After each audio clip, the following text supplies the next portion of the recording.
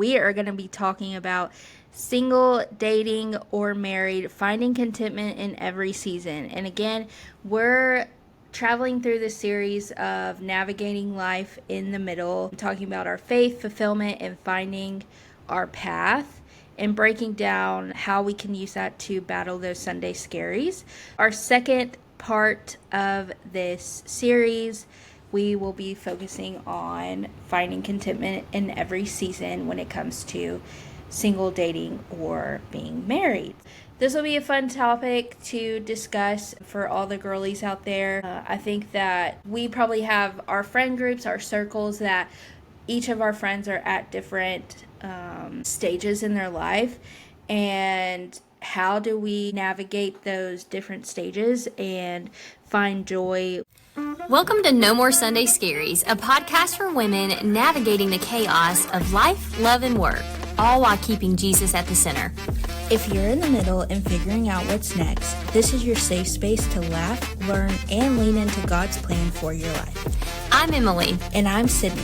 Together, we're here to unpack those difficult questions, tackle the what am I doing with my life moments, and remind you that you're never alone in this journey.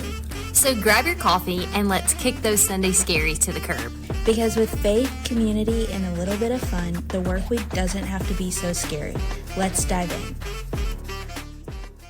So, Emily, would you like to start us off with talking to us how you navigate just the different stages in your friend groups, your circles, when it comes to relationship status and finding joy with where you are in your path? Mm-hmm.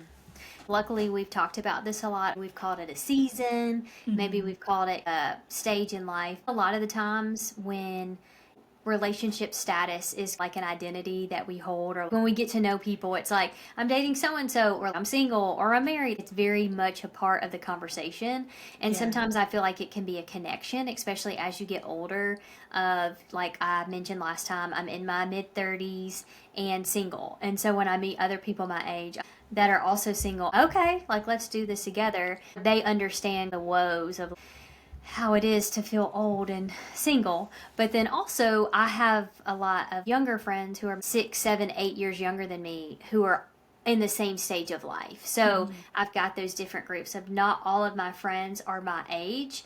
A lot of my closer friend groups are in the same season as I. But then I've also got people who are not in the same season. And so I like that we're talking about contentment in that season, because it's not saying we will forever be in a certain season finding contentment, because when you move into another season, you are the same person. Your circumstances can change.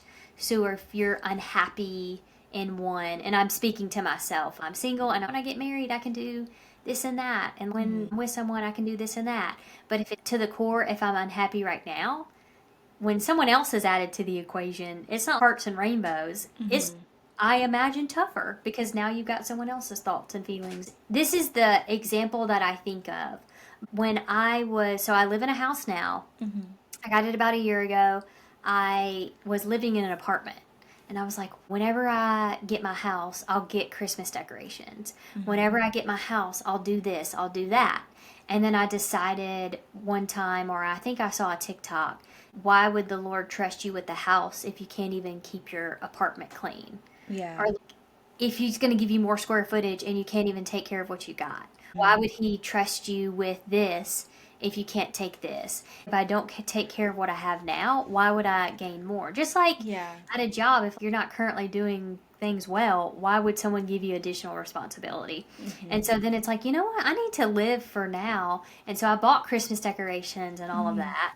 And so the first year my house, which was a couple months after that Christmas, I had stuff, and so I didn't have to rebuild. So it's just, why would, the Lord trust you of, like, if you're unhappy, and adding different things to the equation of, you have to find joy where you're at, because you'll never know when your season is over.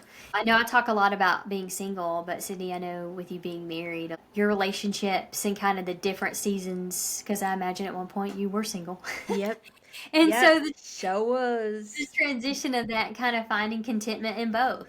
Yeah, I was single from straight out of the womb until like 20.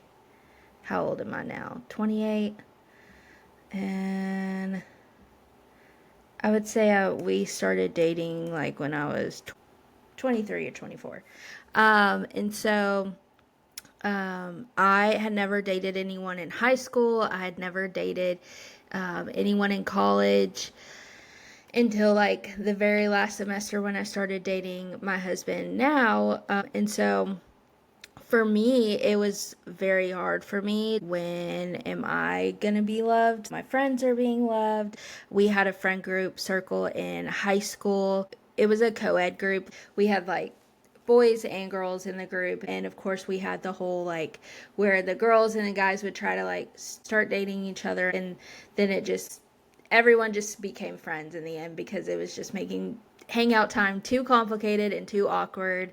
So in high school, like we just had a big group of friends, which I love so much. It was so fun. But I never dated anyone, and I never had anyone pursue me when I was in high school. And so it was definitely like a lonely time for me. I had friends. You're still a teenage girl and you're young and in your life, and you see your friends getting pursued. And so you're like, when am I going to get pursued? And that never came. And then in college, again, that never happened. For me until that very final semester. So this whole time I was feeling like I was falling into the pit of self-pity, which is a depth that the Lord tells us not to go down, just because it doesn't lead to anywhere good. You're depressed, you feel like the world is out to get you. It took a lot of soul searching for me, what you were talking about before. And so I started working on myself, and I'm still learning a whole lot in this life. There's not a whole lot that I know yet.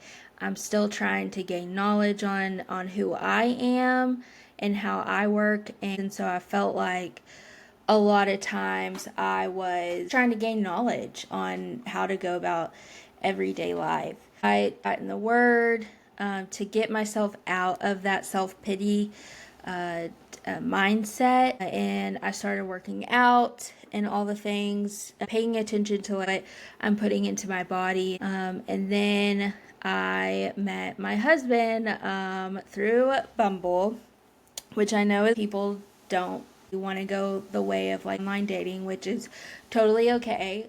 And I did not think that I would find my husband at all on Bumble, but here we are. And so I met Dakota, and the rest has kind of been history. But from that point on, it took a lot of work, internal work on myself to make sure that my heart was ready to open up to someone completely different. Like, I mean, if you think of at one point, like your boyfriends, your friends, your husband were strangers. I was just trying to go through that whole self-discovery, I guess is what you can say, and just really trying to work on myself so that way I could really understand the person who I was going to love the most. But it took a lot of work and a lot of time and effort, and just staying on the path and not really getting too caught up in the whole relationship idea. In high school, I definitely got caught up in all of it, and I didn't feel like I was really wanting the relationship for the right reasons. It was mainly just because, well, everyone else has a boyfriend. Like, I want a boyfriend. I don't want to be left out. I want to be able to have someone to talk to if we go to the movies or things like that, because it just felt like I was always having to piddle around on my phone because I was hanging out with my friends and their boyfriends. So I have definitely gone through the hardships of being single, trying to find, someone, but ultimately finding the right guy. And I think it just came with a lot of, again, work and then prayer through it all. Lord, like, whenever your time is right, because I don't want anyone who is going to take me away from you, and that we can't serve your glory together. And so for me, I prayed a lot about it, just because if I'm having to wait all this time for someone, I definitely don't want it to go downhill, or to you know, not serve the Lord, or, be filled with the wrong things. And we didn't live together until we were married. That was also partially because he was in medical school. If I went to go and visit him anywhere, it was like usually we slept separately, because we wanted to make sure that we were trying to build this relationship on the purest foundation that we could, when we could, And so I think, to me, I would rather take everything slow. And if you're single, just take it slow, and just make sure that this person that you're pursuing is going to be of God. Make sure the relationship is going to be of God, and not something that is going to like deter you from all the work that you have actually put into yourself, and self-discovered about yourself. It's just something that I've definitely been passionate about, just because I just know, like, that dark place of feeling like you don't have someone to love you, and it's not a feeling you want anyone to have. It's just something that I've always been real with. And don't get me wrong, Emily's probably not going to want me to put out her business like that. But I will literally sit at church and be like, Emily, there's some guys today. Like, you need to be coming over here. Because we go to separate churches, and because we live 20 minutes away from each other. But I was like, hey, Emily, I take photos at my church. Sometimes I will not creepily take photos of these people. I'm actually taking photos for the church. They just happen to be in these photos. But if I get any photos that are potential candidates for Emily, I will literally like take a photo of the screen and be like, Emily, look who this, I don't know who this guy is, but you need to come to church. I'm definitely very passionate about helping people make sure we find your person, because everyone deserves love. It is funny to see, like, a lot of my friends that are either dating or are married or in a relationship. They're like my wing people. A girl out here is trying to help herself, Right. but whatever way of looking for people. But it's nice to have like all these wing people, because I have a friend at work, and she's like, hey, I know this person. Hey, I saw this person. What do you think? And so it's so sweet and so nice to see other people on the lookout for me, because I'm at this point, I need everybody's help. I need everybody on this mission who is not. Because then when I meet another single girl my age, I'm like, girl, you're already searching. I ain't trying to get you to look for me. You do your thing. Right. And so, but then when it's people who are in relationships or married, it is hilarious how they're like, what about this? What about this? And I'm, keep it coming. Help me out. Help me out. I need some help. Because too, that sometimes is the best way to meet people, is through mutual friends. I like always welcome that. It's fun. It's just hilarious. Yeah, and I actually have started pulling Dakota in this search, and Dakota and I were sitting on a row at church, and there was a group of military guys, because I live in a town with a military, an Air Force military base to be exact, so all your Top Gun guys are literally in my town. We were sitting on this row, and there were like a group of military guys sitting together, and I couldn't really physically turn my body without it actually looking suspicious. And so I told Dakota, he was sitting on the other side of me, I was like, look down this row and see if any of these guys report back. Literally, I was like, look down this row and see if there's any guys that like look like decent candidates for Emily. Like, I need middle 30s, looks like he has his stuff together. And Dakota literally like looks, and he's like, yeah, there's probably some solid candidates down there. And I was like, we love looking out for us too. Me too. Oh, yes. I love that. Yeah. So I was like, because it's funny, every time I see a guy who looks like they're in the Air Force, well kept, doesn't have a ring on his finger because we're not about that home wrecker life. Mm-mm. And I'm like, do you think he would be like a good match for Emily?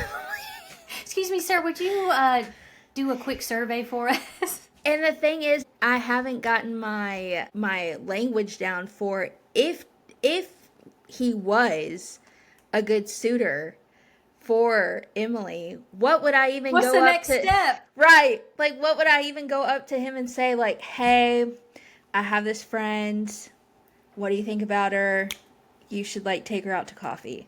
I'll take an iced coffee. Okay, solid. That's funny. I could just imagine you and me and Dakota, and you and me are just over here like giggling, and we're like, Yes. go talk to them. He's like, hey guys, what's up? No, literally. What do you say? Because I always joke, at this point, I should be just so bold and be like, hey, y'all trying to date.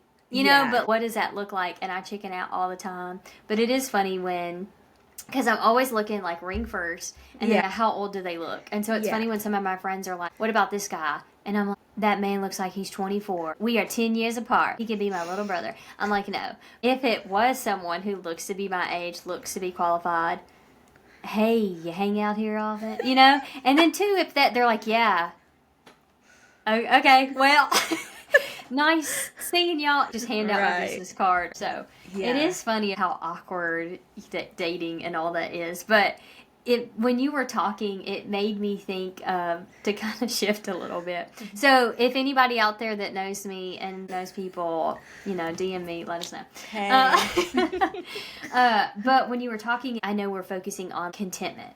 Mm-hmm. Growing up, especially in the church, it feels like the goal is to get married and build a family together and grow close to Christ. Of course, focus on your individual relationship, but then build a family. And I'm not anti that. It's not like I'm single because I'm trying to stick it to the man and I'm a girl boss. Absolutely not. I don't want to be a girl boss. I don't want to do that. If you are in the season of singleness, yes, your goal may be marriage, but how do you find contentment in this? Because then again, if you're not content here, what does it look like when you're married? Yeah. And so I think that it's not a one-day decision that you make and then you're good. Like, I'm going to be happy in this season. Yeah. I need to bloom where I'm planted. I need to live where I'm at. That can be a one-day decision. But then every single day or every single time when a roadblock pops up, you've got to, again, make that decision. Because you may be good, but then you may be watching a movie and you're like, gosh, it sure would be nice if someone was here. Or you're trying to move your Christmas tree out of your shed and it's heavy and you're like, wouldn't it be really nice if someone was here to help me? And one day someone might, but they ain't here right now and I gotta get this Christmas tree out of there. And so it will hit you, and so you have to constantly make a decision. I am going to be happy where I'm at. And I will say, when I turned about 30, I started to be like, okay, it's not funny anymore. You're still single, and now you're really old. And I saw a TikTok that said, and it may have been Mike Todd or some preacher or something, and he was like, all y'all are out here praying to be married. I want to be married. But those who are in the season of singleness, this is the last time you're going to have to think about yourself. You are like, I want this, but you don't realize that then you've got to think of another person. You think you're tired and exhausted now. What about when you've got the kid? When you're with someone, you're always going to have to be thinking about someone else. So not soak this up while you can, because then you won't have freedom when you're married or have kids. But if you're hoping the whole time, I can't wait until this, you're missing out. Yeah. Because then when you enjoy that season, when you move on to the next season, it just makes it so much more rich. Yeah. Because we romanticize the past. We long for the future and romanticize the past. Yeah. And it's, I hope. I get there. And then when you're there, you're like, oh, remember then. And so it's, again, it feels like we're never happy. And I say that to myself. And so I'm speaking to my girlies who are single, whether it is a firm choice for you or you're just, this is the season that I'm in, find something that will help you be content. And some of that may be of telling yourself, I don't miss what's for me. Yeah. If I've got God on my side, I didn't miss out on things. I get in my head a lot of, was I in my 20s, was I not out there enough meeting people? In my early 30s, was I not out there? And if it's for me, it's not going to miss me. I don't miss out on the things that God has for me. And I have to repeat that to myself often. And I have to go back to, maybe what I'm going through right now is building me to be a better spouse, or building me to be a better mom, or something like that. And so just focusing on, this is the only time you're going to be by yourself and only focus on you. So why don't you dive into the Word, because you're not going to have all these kids' toys and this other person talking to you. This is the time where you can focus the most on God. So continue to build your good foundation. So then when you do have to be with someone or lead your children, you don't waste your time when you're in different seasons. Because too, when you're newly married or married and you don't have kids, that may be the last time that you're just you two together. And so just enjoying, even though there's times where I'm sure it's annoying and you're like, I'd like to be by myself. But then other times, I love that you're here. I like enjoying that moment, because then when kids come, they're sometimes going to be the focus, and you're going to have to pull back and say, hey, we need to focus on that. It's got to be an everyday decision, and you've got to figure out what can recenter you. And for me, it's, I don't miss what's for me. If you wanted me to be out of this season, I'd be out of it. And so with your timing, and good things come to those who wait. And I've been waiting for a bit. I told you I'm the mayor of Middletown last week. But yeah, it just made me think of that contentment. What does contentment look like in married life? Being content with mainly where we're at, just life in general. Because now that you're married, for us right now, just because my husband's in medical school, our next process is like going through the whole match process for him, and hoping and praying that he matches somewhere. So we do have that future for him.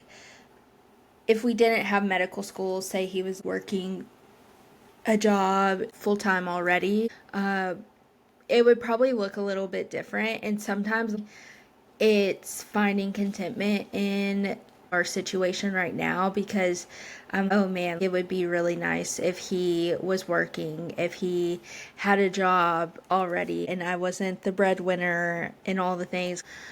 I'm literally just a girl. Like, I'm literally just a girl. I don't want to do this anymore. For us, it's just finding contentment in the current stage of life, in the season that we're in, because it's hard to not look ahead and to honestly have that wishful thinking, like, oh, I wish like this and I wish this. And so it's hard not to try to want all of that, especially when we see it on social media all the time.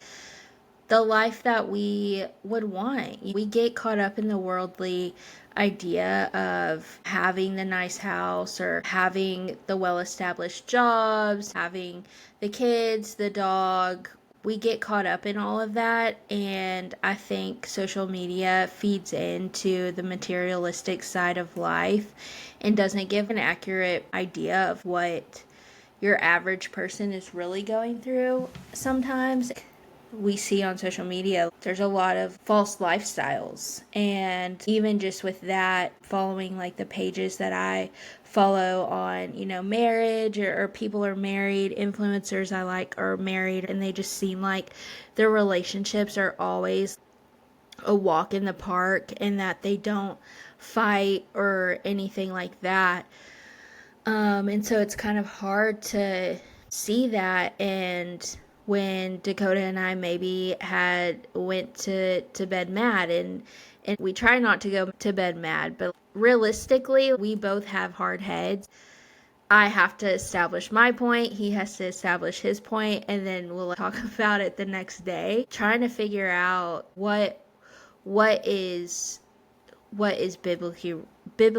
biblically written when it comes to marriage, to help set that expectation of what marriage should be, and not letting social media establish that expectation, Because if you're looking towards social media, your contentment is never going to be fulfilled in your marriage. And if you definitely get into the word and look up different stories on marriage and what the meaning behind it is supposed to be, you're working towards something, and it's not like you're trying to go for something that's unattainable. I think for us right now, it's just really trying to find the piece of where we're at now and learning, knowing each other and communicating with each other to then set us up for the future. So when Lord's will, he does match and then we do move, we're in a new area,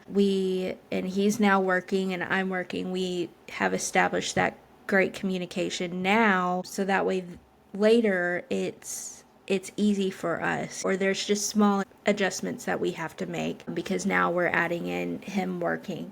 That's just kind of been something that I feel I have found in marriage currently, is just trying to not turn to social media to look to see relationships or anything like that, because I know that's not realistic all the time, and I think that the idea that gets portrayed out there is not always accurate. That can play a part in finding contentment, but I think if we definitely try to turn to the word, and we do individual Bible studies, and then if we ever find something in the Bible study, we'll tell each other and stuff. Share what we're learning as in trying to be supportive of each other. Don't turn to social media, but I think there's always going to be that time where we are scrolling and we do see those perfect relationships and we're always comparing, and then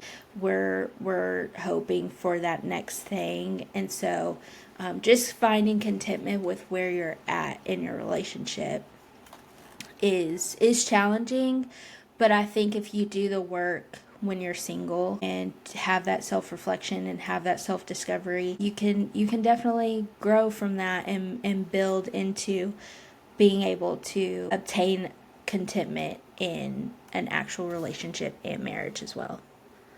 So Since you mentioned biblically rooted, there is a passage that I wanted to share. I just Googled, what does the Bible have to say about contentment? And I know it's mentioned quite a bit, but I enjoyed this passage. I'm going to share Philippians 4:10 through 13. One is just setting up the stage, but really the focus is 11 through 13. And so when I read this, well, I'm going to have to look at my phone, but I'm also going to look at the camera because my friends who are joining on YouTube, I'm talking to you and me. If you want to grab your Bible and pull this out as well. I'm reading from NIV. Philippians 4:10 through 13. So 10, I rejoice greatly in the Lord that at last you renewed your concern for me. Indeed, you were concerned, but you had no opportunity to show it. 11, I am not saying this because I am in need, for I have learned to be content whatever the circumstance. I know what it is to be in need. I know what it is to have plenty. I have learned the secret of being content in every situation, whether well-fed or hungry, whether living in plenty or in want. I can do all things through him who gives me strength. And so I just wanted to read that. A lot is contentment, but just sharing, I know what it's like to be hungry. I know what it's like to be fed. I know what it's like to live in plenty, but then I also know what it's like to live in want. But through those, I have found contentment with where I'm at. And we know that our contentment on our own can fade. Just like I mentioned, it is a daily decision. Your emotions will be up and down, but we know that our contentment is rooted in Christ, and that doesn't fade. When we fade as humans, we got to circle back either through the Bible or through talking to him. When I don't know what step to do, just talk it out. And that's what I do a lot. And I don't know if I'm sure you do this, Sydney, but sometimes when I'm sick of saying the same thing over and over. I mentioned I don't miss what's for me. That's fun and all, but after you say it a couple days in a row, you're like, I don't miss what's for me, right, God? Yeah. Then I have to talk about it a little bit more.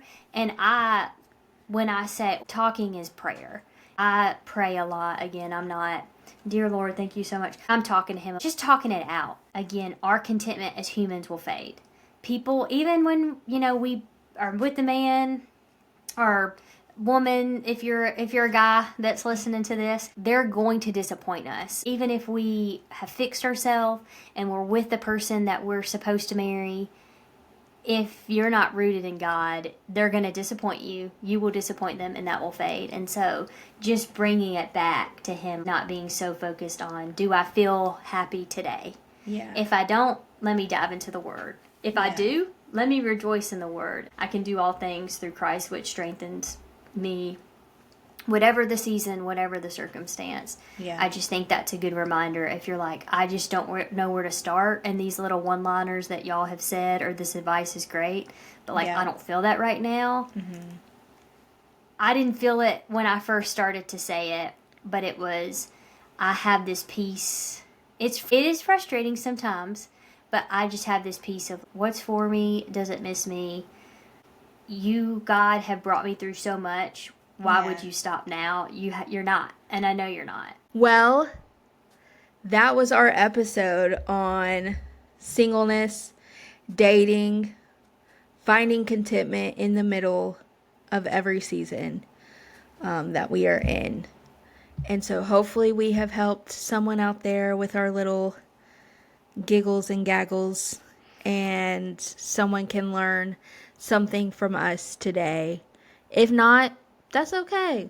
We'll be here next Sunday for you to learn something new. All right. Bye. Bye.